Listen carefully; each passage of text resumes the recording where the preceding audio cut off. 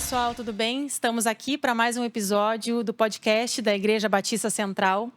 E hoje o assunto não podia ser diferente. Dia 31 de outubro, a gente vai falar sobre a Reforma Protestante, motivo de muita alegria para a igreja.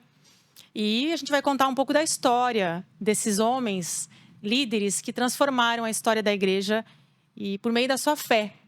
A gente vai falar da história de Martinho Lutero e de tantos outros, aqui com a presença, é claro, do pastor Ricardo. Tudo bem, pastor? Olá, Cris, tudo bem? Tudo Alegria certo? nesse dia, né? Muito Conversarmos bom. sobre esse assunto. Não tinha como ser outra pauta hoje, né? Pastor Ciro também, tudo bem? Tudo bem, muito bom Muito conversar bom, né? sobre isso. E é um tema que vocês dominam, claro, né? Faz parte da história da igreja, da história do estudo teológico e da essência da Igreja Batista Central também, que é uma igreja reformada e tem o seu cerne, né? A base principal nas Escrituras. Aliás, não tem outra, né, pastor Ricardo? É verdade, Nas essa é a Escrituras. característica nossa, né? Nós, a igreja protestante e nós, os batistas, nós temos uma base, um fundamento que é a Escritura. Então, nós temos ela como a nossa única regra normativa de fé e prática, e é lógico que isso veio, né, surgiu, principalmente ali, foi um dos gritos da Reforma Protestante, essa volta às Escrituras. Então, falar de uma igreja saudável, de uma igreja protestante, é falar de uma igreja centrada nas Escrituras.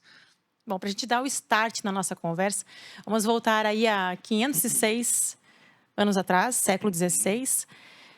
Por que aconteceu a Reforma Protestante, pastor Ricardo? Vamos dar esse pontapé. Então, vamos Por que começar, Martinho né? Lutero ficou tão inquieto, angustiado, inconformado com tudo que estava acontecendo naquela A época? gente começa não com Martinho Lutero, mas temos que vir um pouquinho antes. Porque a igreja, no seu período medieval, ela começou a se distanciar muito daquilo que a Bíblia ensinava. Para você ter uma ideia, Cris, as pessoas não tinham acesso às escrituras na sua língua materna. Não é? A língua da igreja era o latim, então as missas, a leitura das escrituras era feita somente pelo sacerdote romano em latim. Quer dizer que não falava ao coração do povo. Quando você tira a Bíblia das mãos do povo, ele não tem acesso à Escritura, imagina a confusão que não dá. A pessoa não conhece quem é Deus, não é?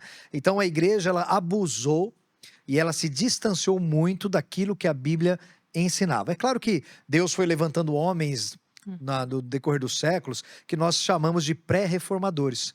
E a gente costuma destacar Jerônimo Savonarola, na Itália, John Huss, um tcheco, não é? E Wycliffe. Então, essa turma que perdeu a vida, foram martirizados. Por exemplo, Wycliffe, ele perdeu a sua vida por traduzir a Bíblia para o inglês.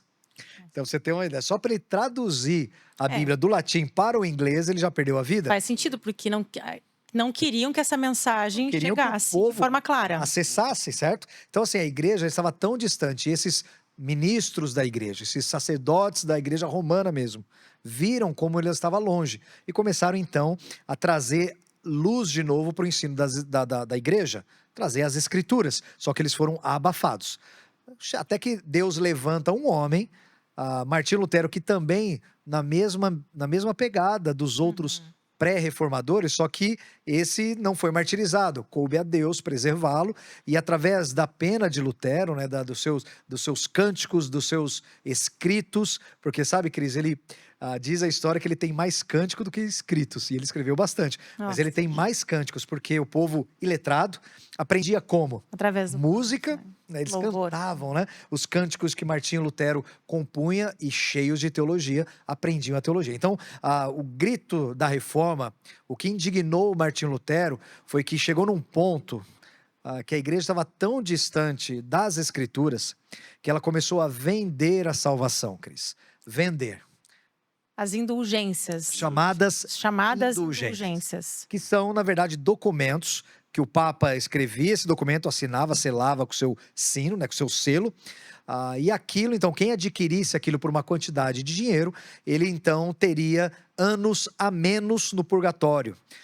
Ele teria, então, essa graça de Deus, e não só a pessoa, mas também o falecido. Então, vamos supor que você teve o teu vô, e aí os vendedores de indulgências apelavam dessa forma. Imagina o desespero das pessoas, não é, pastor Ciro, nessa época, porque sem informação, sem acesso à palavra, Era muito fácil, claro, hoje, talvez a gente vai para os dias atuais, né, para falar que ainda é, infelizmente, mas naquela época pior ainda. Então, eu estava até comentando com os pastores ali na reunião que eu creio que esses homens eles deram voz, né? Alguém trouxe a luz, se posicionou e colocou. Porque eu creio que na história, tanto no Antigo Testamento como também dos reformadores, porque eu não vejo só um ponto da reforma chamado protestante, mas sempre houve concertos com o povo de Deus, né, quando sempre que o povo não dava ouvidos à voz de Deus ou não andava nos caminhos do Senhor, sofria ruínas e tantas coisas que aconteciam, mas sempre Deus preservou o seu remanescente. Eu posso ter certeza que assim como hoje, o Espírito de Deus, ele ensina sobre as verdades do Senhor, ele mostra o conselho de Deus. Muita gente, com certeza na época, foi martirizado, tinha medo de expor isso, né? Ser como rebelde, porque até a questão das bruxas mesmo, né? Tem muita coisa que eram uma ideia. queimados vivos Cientistas. como rebeldes, né? Cientistas que traziam Sim, essa sim. ideia diferente da interpretação da igreja. Por que o dia justo hoje tem uma relação? Nenhuma. Desculpa, com o quê? Você citou o Dia das Bruxas, né? Bruxas. Tem coincidência essa data? Ou... Na verdade, É um capítulo aqui à parte, eu óbvio, acho que né? creio que até associaram essa data Tem uma... para tentar camuflar, como sempre fazem com as coisas com as de coisas Deus. cristãs, né? Exatamente. Mas para você ter uma ideia, os cientistas daquela época, a igreja ela interpretava não só, ela achava que ela tinha verdade, não só nas questões da religião, mas nas questões de ciência. Então ela defendia, por exemplo, uma terra plana, o sol, que na verdade a terra era fixa, né? E o sol girava então em torno, era um sistema solar então geocêntrico. E quando os cientistas começaram por exemplo, Galileu começou a descobrir essas coisas, Copérnico, e fala assim, gente, não é assim. Então eles começaram a ser perseguidos também pela igreja. E muita gente, usando da química, descobria a química, que é uma ciência. Pronto, era bruxo. Então, Ricardo, eu estava vendo Inquisição. uma coisa que eu estava lendo sobre isso, né? Sobre o movimento renascentista, é isso? O Renascimento. Que era o renascimento do conhecimento, porque a igreja, né, olhando, estudando teologia e lendo alguns artigos, tinha a ideia de que o conhecimento era pecado, né? Então, assim, até essa questão da ciência, de várias coisas, tinha isso como um pecado, como se fosse o pecado original lá, por sede de conhecimento. Entendi, tinha esse trocadilho, também não era... Isso começou porque isso também não foi só no meio da igreja, no meio de várias pessoas, não é assim e tal. Então essa sede de conhecimento, houve um movimento de protesto assim, nesse sentido. E até se associa essa questão da volta, né, do conhecimento, né? Também do conhecimento das escrituras. A questão assim, quando a Renascença veio, ela veio tentando voltar às origens. E nós temos um termo que chama ad fontes, né, que é voltar às fontes. Em todas as esferas, né, da arte, no caso da literatura, e a Bíblia, como um livro dentro da literatura, eles também quiseram voltar às fontes. E qual é a fonte? As raízes. As escrituras. E aí, quando se volta para as escrituras, aí tem um choque, porque vê o que a igreja está ensinando, não está batendo. Então, quando você tem esse voltar para as escrituras da Renascença, não só da Bíblia na literatura, mas em todos os outros âmbitos da arte, você tem esse confronto. E, é claro, vão ver as aberrações que a igreja romana da época, na época medieval, estava então pregando. Só deixa eu fazer um parênteses também aqui para a gente falar, pastor, que eu acho que é importante. Você citou a venda de indulgências, né? A gente já falou. Outra questão, né, que levou Martim, enfim, outros líderes a questionar a corrupção da igreja. Corrupção da igreja. Que também entra nessa parte das indulgências. Você tem uma ideia, Cris? A simonia, por exemplo. Simonia, se vendia cargos dentro da igreja. Só que não era só se vendia para pessoas competentes. Você vendia para crianças. Oxe. Teve bispos, teve meninos que se tornaram bispos com 10 anos de idade. Como foi um dos casos de Leão X, o Papa Leão X, que foi o Papa da época de Lutero. Ele foi bispo nessa idade. Então, assim, vendia-se cargos, não é? A moeda poderia ser a corrente, poderia ser terreno, seja o que for. Então, era corrupção na igreja. Exato. Imagina que você adquire um cargo na igreja como um bispo, Imagina. supervisor, para uma criança porque foi pago uma quantidade. Corrupção na igreja. A defesa da Bíblia como a única fonte de autoridade. Eu acho que principalmente isso. Eu só queria que vocês explicassem para mim também, Ricardo, e para todo mundo que está acompanhando, essas 95 teses, assim, foi um momento marcante, acredito que até hoje. Na prática, foi isso mesmo? Ele anotou tudo isso, pregou para todo mundo ver, como até o pastor Ciro fez um culto maravilhoso, contando que hoje a gente coloca na rede social e divulga. Uhum. E naquela época o blog, não é, Então, Ciro? Era então, escrever e divulgar dessa forma. Foi assim então, mesmo? Como que aconteceu na exatamente. prática mesmo? A gente poder se sentir naquele dia? Então, Um pouquinho, né? o que me chamou a atenção, assim, lendo a história, foi exatamente que a porta da igreja, né, do castelo, era como se fosse um blog público, aonde você queria chamar para Um grande informativo. isso, um Mural grande de recados. informativo Mural de de recados. Era a porta Então, normal. todo tipo, é como se fosse hoje as redes sociais, Redes sociais. né, que hoje está na nossa mão e todo mundo tem acesso. Mas na época era a porta da igreja. E foi aonde ele foi lá e colocou para chamar para uma discussão, né, chamar para um E debate essas 95 teológico. teses contestavam tudo isso que ele... Contestavam aquilo que a igreja As estava verdades, entre ensinando. aspas. Principalmente os as ensinamentos. indulgências, né? Então eram pontos de debate. Ó, vamos conversar. Não era alguma coisa ofensiva para falar assim, olha, o Papa está errado. Não era essa a intenção. Mas sim chamar para uma conversa. Vamos conversar? Olha esse ponto. E um dos pontos, para você ter uma ideia, né? Ele falava assim, se o Papa tem poder de tirar uma alma do purgatório, por que ele não faz por amor em vez de fazer por dinheiro? Mas é um ponto de debate. Excelente pergunta. Certo? Que não tinha resposta. E é claro que não foram respondidas as perguntas, foram taxadas, né, como heresias, como uma ofensa contra a honra e a santidade do Papa. E Martinho Lutero diz assim, olha, eu nunca quis ir contra a honra do padre, né? Apenas eu estou falando contra aqueles que estão vendendo as indulgências em nome do Papa. Então ele estava até protegendo, na verdade, naquela ocasião, toda a estrutura eclesiástica. O que ele estava combatendo eram os abusos com a teologia e a prática da venda das indulgências. Lógico que depois teve outros desdobramentos, mas inicialmente foi esse ponto, o estopim, né? Onde você chega e fala assim, olha, não, vender a salvação, não é por aí. E a frase célebre que a gente sempre menciona, né, de John Tetzel, que ele fala, toda vez que uma moeda no fundo do cofre cai, uma alma do purgatório sai. Então, as pessoas faziam apelos, imagina só um apelo emocional. Exato. Cris, o teu avô está sofrendo agora no purgatório. Está queimando com toda a fúria daquele lugar. Mas se você der uma moedinha, você vai tirar 500 anos desse sofrimento. Imagina, Ô, Ricardo, na hora, né? Na hora. Ricardo, sobre isso, assim, Sem acesso? Dá duas já, né? As duas, eu já vi alguns filmes, algumas coisas. Eu acredito que eles faziam até teatro, né? Para representar isso, sobre o fogo do inferno. Se você ofertar, tal, vai pular. O medo das pessoas. Cara, era mexer com as emoções. Mas é exatamente o que a gente fala, a teologia da troca, da barganha, né? Como se o homem ele tem que fazer alguma coisa para ser salvo, e também a teologia do medo, né? Porque jogava pânico sobre as pessoas. Então, assim, eu tenho que fazer um sacrifício, alguma coisa para herdar a salvação, ou da questão do purgatório. É muito importante essa questão, a reforma nos dias de hoje, não é? Por exemplo, pensa comigo, Ciro, olha só. Quantas vezes você já ouviu por aí mensagens que se você não dizimar, o devorador vem e pega toda a tua... Isso é herança? Sim. Lá de trás? Sim. Dá pra dizer que Mano, a gente ainda vive nos dias atuais. Se a gente for olhar e contextualizar hoje, continua. Né? Tanto é que a gente fala que a reforma ela continua, porque sempre a tendência da igreja é deformar-se, né? Então sempre a gente tem que estar trazendo para o trilho, pregando a verdade, olhando, né, balizando sobre as escrituras, porque existe um crivo bíblico.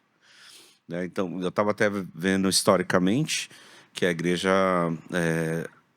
é o perigo, né, de muita gente manipular ou o povo, ou não querer que o povo tenha conhecimento, porque é muito mais fácil de você manipular as pessoas. Com certeza, né? Também eu estava vendo que havia uma crise, né, econômica na igreja. Então a ideia do purgatório foi criada para isso, né, como uma forma de arrecadação. Você imagina, você manter as tem pessoas manipuladas, mais fácil. todos aqueles povos bárbaros tentando conquistar território. Lógico que Roma, o Império Romano, mesmo que seja ali o Sacro Império Romano, ele vai ter que se proteger. precisa ter exército, isso tudo envolve dinheiro. Da onde vem o dinheiro? Ele vai ter uma arrecadação. E na época de Lutero estava se levantando então um grande símbolo, da fé cristã, que era a Basílica de São Pedro no Vaticano, hoje no Vaticano. Então, tudo aquilo foi levantado com dinheiro de indulgências, vendendo a salvação. E o povo, é claro, ele comprava por quê? Porque é o padre que está falando, não é? É o vigário, é o substituto de Deus entre nós. De certa forma, eu acho que essa foi a maior influência da reforma nos dias atuais. Não sei se o pastor Ciro, o pastor Ricardo tem essa concepção também. Além, claro, de mostrar claramente as escrituras como única fonte de fé e prática. Ela começa Não sei com se vocês gostariam o de contextualizar sola, atualmente né? também. O sola escritura, né? Que ela, tudo começa ali, porque ela fala quem é Deus, quem é Cristo, quem somos nós, como a gente se relaciona e chega a Deus. Né? Depois, a partir desse momento, você tem outros 4 solas saindo dele, o que praticamente delinea, né, a nossa teologia protestante, que é o sola gratia, sola fide, solus Christus e soli Deo gloria. Então, quando nós olhamos para todo esse miolo aí da Idade Média e do início da Reforma Protestante, nós vamos ver que sim, eles defendem escritura, fé, graça, Cristo e glórias a Deus. Só que eles não usam essa pequena palavrinha que distingue a gente como protestante, que é o sola. Essa é a grande distinção. Para eles, escritura, sim, mas não é só a escritura. É o magistério, o Papa e os seus cardeais e a tradição. Para eles, fé, tudo bem, mas não é só a fé. É fé e as obras para a salvação.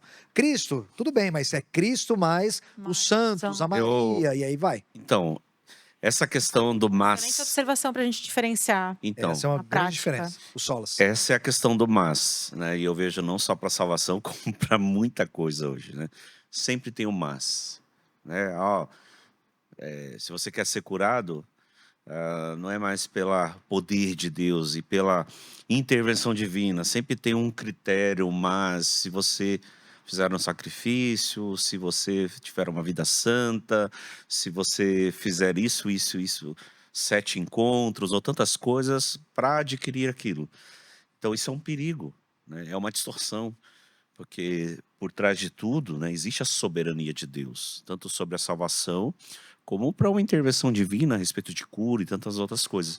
Então hoje a gente também vê abusos em nome de Deus, né, de líderes que infelizmente parece que não aprenderam nada com a história, né? Continuam fazendo. Inclusive eu conheci amigos meus, né, que vieram de determinada denominação, que os próprios líderes, né, bispos, eles falavam que não podia estudar a Bíblia. Nossa, mas qual a... Parece a Idade Média, de novo, tá vendo? Não leia a Bíblia. Tem muita gente que usa essa frase para dizer, olha, se você não vai conseguir interpretar, é muito difícil interpretar a Bíblia, talvez você interprete errado. Ok, pastor, claro, a gente tem que ter... Por isso a gente tem vocês auxiliando, as pessoas que estão aí estudiosos, porém a palavra, ela é clara.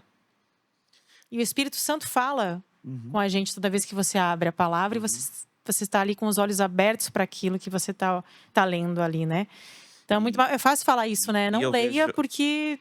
Eu vejo o ensinamento do Evangelho de Jesus, ele sempre foi muito, muito direto. Ele falou assim, olha, proclamar o Evangelho e ensina-os a guardar todas as coisas que eu vos tenho falado. Né? Então, assim, a vontade de Deus é que o seu povo conheça o seu conselho, a sua palavra, a sã doutrina e permaneçam nela. Porque... Claro que se você obedece, existe bênçãos de Deus, a sua vida fica segura. Você está andando no trilho do Senhor, né? Não pecando contra Deus, fazendo aquilo que é correto. Maravilhoso. Isso é a santificação. Mas, como eu falei, eu já ouvi alguns casos assim, não estuda. Mas por que não estudar? A ideia é que, às vezes, a pessoa vai deixar de fazer algumas coisas que não são bíblicas. Simplesmente Deus não me mandou fazer. E aí vê isso como rebeldia, vê como alguém que ameaça. Exato. Entendeu? Já vi muita gente com a justificativa, a letra mata, o espírito vivifica, totalmente fora do contexto, porque na verdade a letra estava falando das leis de Moisés, né, do que foi dado, e não sobre conhecimento bíblico. Muito pelo contrário, o conhecimento, conhecereis a verdade e a verdade vos Libertar. libertará. Então, assim, olhando... Um ponto aqui que desculpa te interromper, pastor, mas Tá. falou liberdade, né? Aham. Você acha que a reforma protestante teve esse grande significado de trazer liberdade ao povo? Liberdade, sempre. A verdade... Além do conhecimento, que conhecimento liberta. Sim, o conhecimento liberta, né? Então, é bem essa palavra, conhecereis a verdade. Então, a gente já não é guiado por o homem ou por conceitos humanos, mas pela verdade de Deus.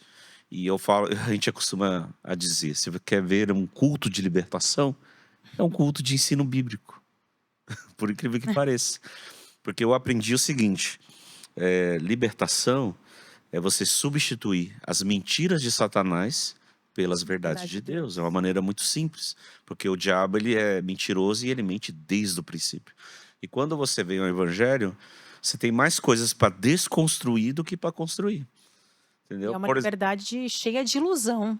Exatamente. Fora da realidade das escrituras. Porque a gente vai vendo esses movimentos, por exemplo, teoria da evolução e tantas teorias que são criadas, né, e tantas coisas que vão substituindo coisas que são tão claras, né, na vida cristã. Então você tem que estar firmado nas escrituras até para defender a tua fé e poder permanecer no trilho da vontade de Deus. E essa questão de liberdade é tão crucial para a reforma, porque não é um dos solas, mas foi um dos conceitos que a reforma proclamou, que é o sacerdócio universal de todos os crentes. Isso. Então, quer dizer, agora você não precisa de um mediador, um sacerdote, um pastor para chegar até Deus.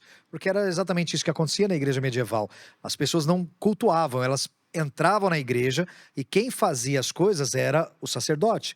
O padre lá na frente. Então ele oferecia o sacrifício, ele orava pelas pessoas, ele rezava a missa e o povo não participava. Pessoas ali coadjuvantes. Coadjuvantes. Porque a graça de Deus... A grande diferença, pastor, é essa, no meu ponto de vista, na prática. Quem vem da religião, da igreja católica, percebe essa diferença nítida. Acho que até teve um choque na hora que, enfim, se converte, enfim, segue protestantismo, acho que tem esse choque, que realmente é isso. Na católica você não tem acesso. Você não tem, você tem um mediador. Tanto que até hoje muita gente que vem da católica, acho que até tem dificuldade de trazer a Bíblia para a igreja. Porque não usava, essa cultura, essa tradição antiga de não ter esse contato. E aí eles ficavam responsáveis entre a pessoa e Deus. Então, o que eles falavam, faziam, era aquela verdade. Quando a reforma coloca a Bíblia na mão do povo, Martinho Lutero traduz para o alemão as escrituras. E aí começa a ter essas traduções no vernáculo, né, na língua vernacular. As pessoas têm acesso às escrituras, elas veem como está tão distante a doutrina e que elas podem agora se chegar a Deus. Elas não precisam de um mediador como padre, não é? Ela tem o único mediador, é Cristo. Então agora ela chega e ela pode ler a Bíblia, ouvir a voz de Deus, cultuar a Deus. E essa é a liberdade. Ela não depende, ninguém depende de nós pastores para se chegar a Deus. Ela depende somente de Cristo para se chegar a Deus. Então esse é um conceito que transformou completamente uma igreja na outra. Não tem como ser uma mesma igreja. Não tem. Porque nós não temos mediadores a não ser Cristo. Realmente, o Lutero não quis dividir a igreja. Ok, não era essa a intenção dele. Mas teve essa divisão. Não teve, porque não teve como voltar mais atrás. A partir do momento que você estabelece 5 solas, você já teve uma divisão profunda, né? Uma cisão muito forte dentro da teologia, não tem mais como voltar atrás. A questão é que a igreja romana, ela deveria ver os escritos, as 95 teses e tudo aquilo que os outros reformadores estavam fazendo, porque nós estamos falando de Lutero na Alemanha. E se abrir mas nós debate, temos, olha só, nós temos na Suíça Zwinglio também, nós temos nos Países Baixos Menno Simons, depois na Inglaterra Thomas Cranmer. Então a gente fala que a reforma é esse movimento multifacetado. Ela está acontecendo em vários locais. Lógico que a gente costuma dizer que a estrela alva da reforma seria Lutero, mas começou a pipocar em tudo que é canto esse novo pensar, não é? É um mover do Espírito de Deus acontecendo, certo? Então você vê essa mudança, então a igreja tinha que olhar para aquilo e falar assim, ok, estamos errados, vamos acertar. Só que não foi isso que eles fizeram. Você fala assim, não, vocês estão errados e fizeram Que tinha a contra-reforma. toda a corrupção envolvida, pastor. Você vai perder dinheiro, vai perder posição, status. Pra você ter uma ideia, o Papa ele podia destituir reis. Ele falava pro rei, se você não fizer isso, eu excomungo você. Você vai pro inferno. O rei cede, porque ele não quer pro inferno. Olha o poder do Papa. Poder, né? Nossa. Então ele não pode querer Por que nos diz- largar tudo isso. Então, essa também, né, dentro do sacerdócio universal, tem também a questão da separação entre igreja e Estado, né? Também tem. Também, tem. também. Não é uma alienação política, mas esse Eu acho sentido que de que até era poder, o poder estava acima do governo. A cara, reforma é uma não, loucura. não também, de certa forma, abriu o caminho, enfim, criou não, né? Mas abriu o caminho para o capitalismo, para gerar. Dizem que sim, dizem que o protestantismo é o grande pai do capitalismo, aí vamos dizer assim, né? Mas faz todo sentido, porque aí você consegue ter a liberdade também com a sua própria Liberdade, vida, com as suas isso. ações, De produzir. produção, criar. exatamente. É uma forma de liberdade também, de consciência, de sustento. A grande real é que a reforma Mexeu com toda a protestante sociedade. dizem Então, que ela de fato marca o início da era moderna. Não é? Algumas pessoas pensam que é um pouco mais tardio, mas ainda assim existem estudos que falam, olha, não, a idade moderna ela começa com a reforma protestante. Não é porque mudou o mundo. Não tem jeito. Mudou o cenário daqui, tudo bem, no mundo conhecido. Antes e depois Do da mundo reforma. conhecido ali, o Sacro Império Romano. Então você tem uma mudança radical de pensamento. Não é mais a igreja agora que dita as coisas. O cidadão ele pode chegar a Deus, ele pode ouvir a voz de Deus. Então mudou tudo. Muda-se o sistema de quem está no comando. Não é mais a igreja, percebe? Mas e por que, pastor Ricardo, pastor Ciro, hoje em dia a gente vê, tantos anos depois, a gente está falando de século XVI, 506 anos, depois após a reforma, a gente ainda vê tantas igrejas que conhecem a história. Claro que não seguem a teologia reformada, mas são protestantes. Sim. E ainda hoje vendem indulgências, só que aí com outra palavra. Vendem a salvação. É aquilo que a gente estava falando, né? Que a igreja, ela foi reformada, mas se não cuida, ela se torna deformada. Né? Porque vai se distanciando da palavra de Deus e vai fazendo coisas, dogmas humanos, vai criando, sabe, por falta de conhecimento. Né? Eu vejo hoje uma geração de homens que estão na frente do povo de Deus muito rasos. Então é muito fácil você ser engoldado por ventos de doutrina, por homens astutos que induzem ao erro, está em Efésios, né?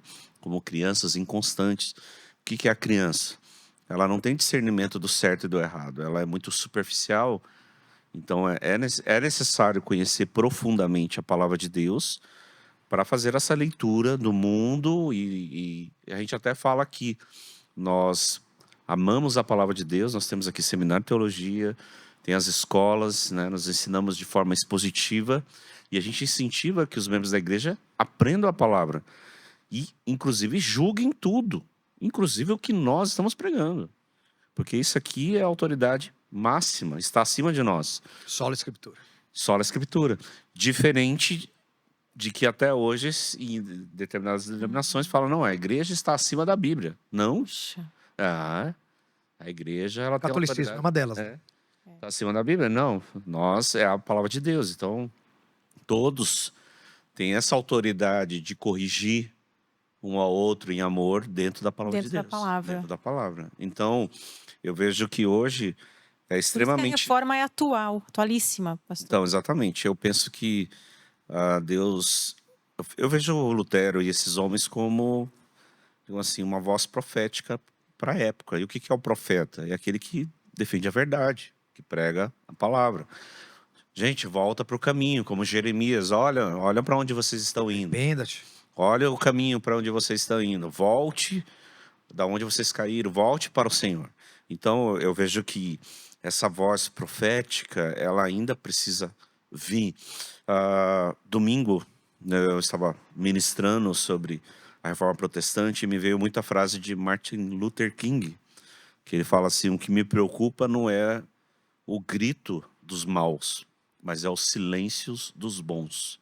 Ou seja, se os bons não falarem, não postarem, né, como o blog público, Blog que era a porta. do Martin Você Luther. usa hoje prega para a igreja, no teu campo de influência, nas redes sociais, tem que ser pregada a verdade. Não como um xerife, mas como expondo mesmo a verdade de Deus, porque hoje, em todos os lugares, e lugares que tem muitas pessoas que estão assim, até desconfortável, mas elas têm que ver que há uma verdade, há uma voz, que a verdade de Deus continua sendo proclamada, e a voz de Deus sempre volta para o trilho, volta ao primeiro amor, volta para a palavra, volta à essência, volta que Jesus é o centro, Ele é o Salvador, Ele é o Cordeiro de Deus, e é isso, é muito aplicável hoje, né? E eu acho que a gente deve realmente usar as redes, as portas que Deus nos abre para falar a verdade de Deus.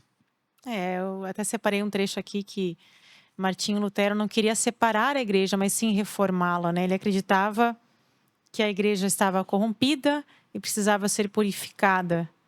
Ele queria que a igreja voltasse às suas raízes e à simplicidade do evangelho. Isso. Eu achei tão bonita essa frase, porque simplicidade do evangelho. E realmente quando essas igrejas de várias denominações, elas afastam você um pouco da palavra, elas querem que você justamente pense que o evangelho é duro, difícil, e não que não seja, né, pastor, que seguir a Cristo é colocar a cruz, carregar a sua cruz. Mas está aqui de forma acessível para todos nós termos acesso, né, e poder ler e entender, e com a ajuda, claro, de vocês, e cada um trocando as experiências, como o pastor falou, a gente tem esse acesso simples à palavra de Deus. É simples E essa porque reforma... Cristo ele fez tudo por nós. E agora basta crer. Essa é a simplicidade. Creia no unigênito Filho de Deus. Salvação pela fé. Somente pela Somente fé. em Jesus. Somente Cristo Jesus. pela graça. Somente em Cristo Jesus. É simples assim. Eu não preciso fazer algo. Eu não preciso, com os meus esforços, eu não tenho que subir as montanhas. Né? Então é simples. Não é o tamanho... É crer em Cristo. Exatamente. Né? E é lógico que aqueles que dominam as pessoas, eles não querem isso.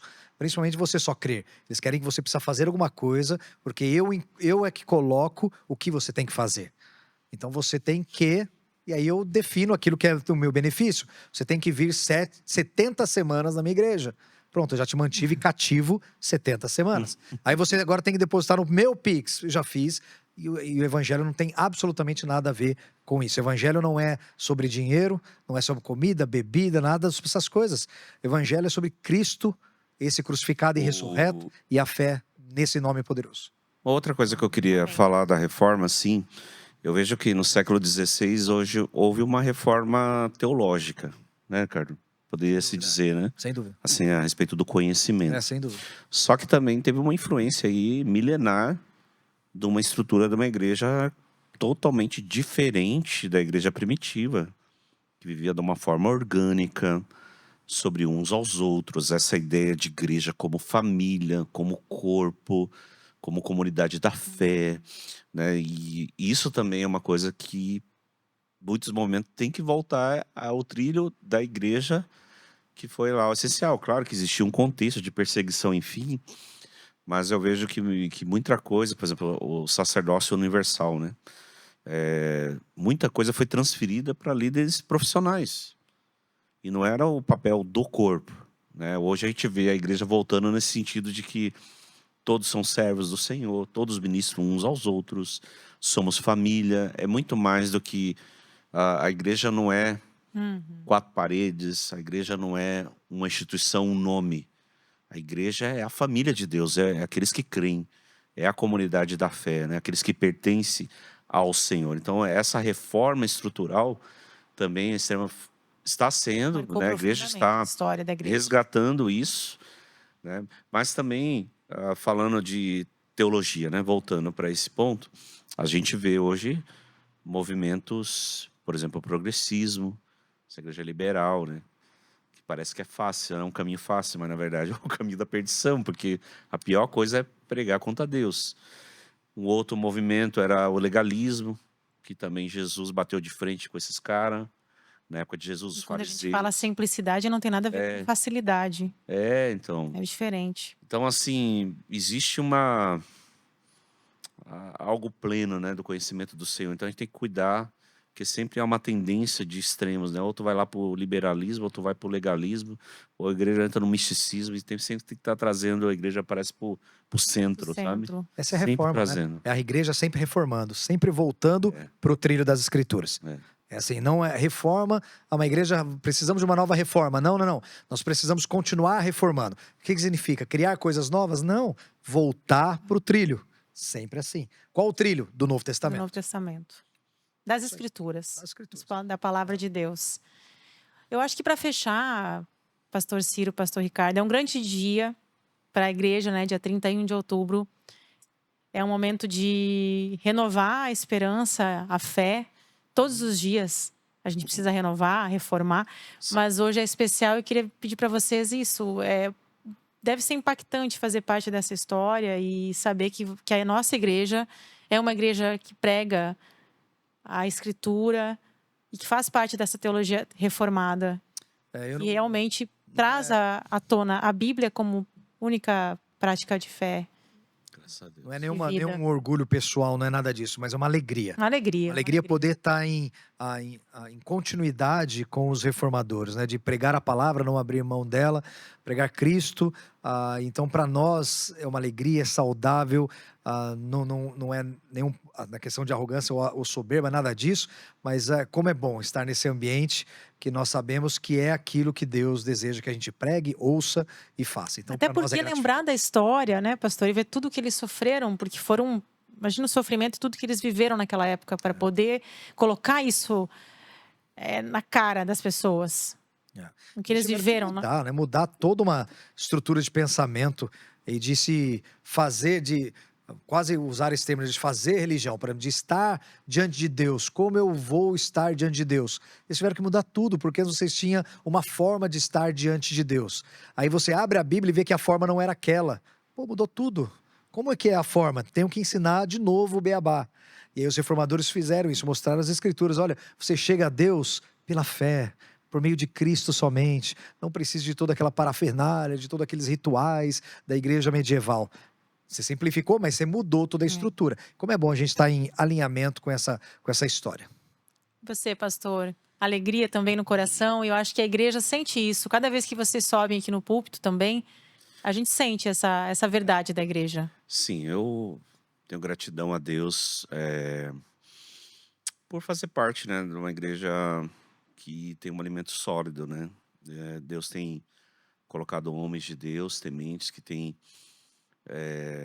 sido zelosos e procurado ser fiéis ao que a Bíblia diz, né? Sendo fiéis àquilo que o autor quer dizer, fazendo uma aplicação contemporânea, né, para a igreja hoje, mas sendo fiel ao Senhor. Eu falaria duas coisas assim que para mim mexeu muito assim na minha reflexão essa semana. Uma delas, primeiramente, é que essa reforma ela é tanto coletiva como individual e pessoal. Eu acho que cada um de nós tem que fazer uma auto-pergunta, um autoexame, né? Será que eu amo a Jesus como no início? Será que eu pratico a palavra diariamente? Será que eu estou colocando meus dons e talentos à disposição do reino de Deus com a motivação certa, sem interesses escusos por trás, né? Estou fazendo com espontaneidade, com alegria, com amor, com zelo, com dedicação. Será que a paixão e a compaixão pelos perdidos ainda permanece no meu coração, um anseio para que outras pessoas venham conhecer a Conhecer verdade Jesus. sobre Jesus? Sabe, isso fica primeiro essa reflexão.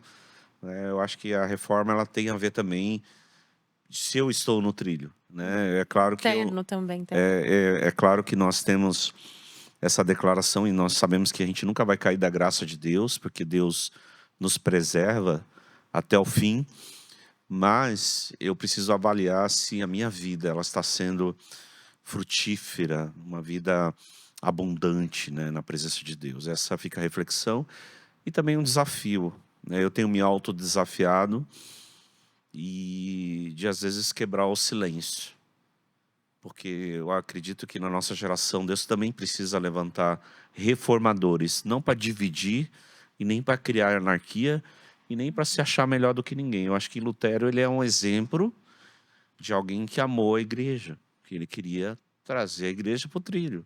E é isso. Quando eu falo para algum irmão, eu falo assim, irmão, eu quero dar um conselho bíblico, ou trago algo público, é com intenção de amor mesmo, não é para criar anarquia ou se achar melhor do que alguém, mas simplesmente trazendo a verdade de Deus. Eu acho que fica o desafio e a reflexão. Gente, prazer conversar com vocês sobre esse assunto tão importante para todos nós, cristãos, e para toda a igreja reformada. Esse foi mais um podcast da Igreja Batista Central, então acompanhe todos os outros no nosso canal e até a próxima, gente. Amém. Amém. Deus abençoe.